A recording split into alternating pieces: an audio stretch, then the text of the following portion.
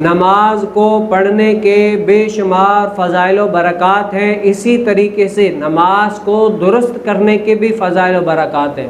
آپ نماز تو پڑھ رہے ہیں کہ اللہ تعالیٰ مجھ سے راضی ہوگا، مجھے ثواب ملے گا، مجھے بہت سارے فضائل ملیں گے، لیکن اگر آپ کی نماز درست نہیں ہے نا، تو آپ کیا ہے، ثواب کی بجائے گناہ کمانے لگے ہوں گے۔ الغرض ہر اعتبار سے نماز کے جو مسائل ہیں، ضروری ہر نمازی کو چاہیے کہ ان مسائل کو سیکھے اور کسی نہ کسی اہل سنت کے عالم دین کو سنائے اور سمجھے وہاں پر، کیوں نماز فرض ہے، اور فرض کی چیزوں کا علم حاصل کرنا انسان کے اوپر فرض ہو جاتا ہے۔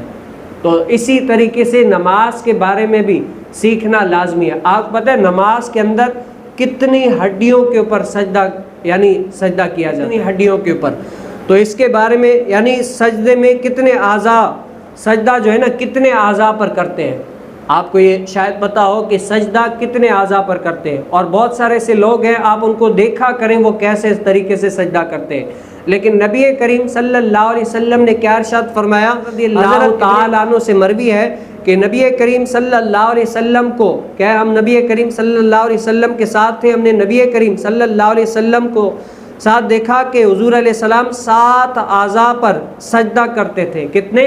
7 اعضاء پر سجدہ کرتے تھے، اور بال اور کپڑے نہ سمیٹتے تھے۔ اب میں یہ بتاؤں آپ کو، 7 اعضاء بعد میں بتاؤں، کچھ لوگ ایسے ہوتے ہیں، آپ نے دیکھا ہوگا نماز میں کھڑے ہوتے ہیں تو اپنے بالوں کو یوں کر رہے ہوتے ہیں، صحیح طریقے سے کر رہے ہوتے ہیں، تو نبی کریم صلی اللہ علیہ وسلم نے کیا فرمایا، جب نماز میں آ گئے نا اللہ کی بارگاہ میں، اب تمہیں اپنے بالوں کے ساتھ کھیلنا نہیں ہے۔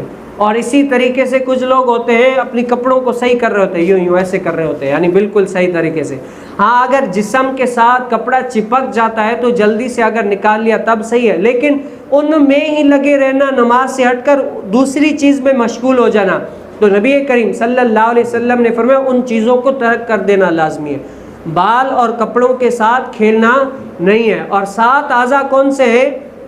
نبی کریم صلی اللہ علیہ وسلم نے فرمایا ایک اعضاء کون سی ہے؟ پیشانی، سجدہ کون سی؟ پیشانی پر کیا جاتا ہے۔ دوسرا دونوں ہاتھوں کی ہتھیلیاں، دونوں ہاتھوں کی ہتھیلیاں، اور تیسرا کیا ہے؟ دونوں گھٹنے، یہ کتنے ہو گئے؟ 5، اور چوتھا کیا ہے؟ دونوں پاؤں کے پنجے، یہ ہو گئے 7 اعضاء۔ اس طریقے سے کیا ہے، نبی کریم صلی اللہ علیہ وسلم نے فرمایا کہ سجدہ کتنے؟ 7 اعضاء کے اوپر کیا کرو۔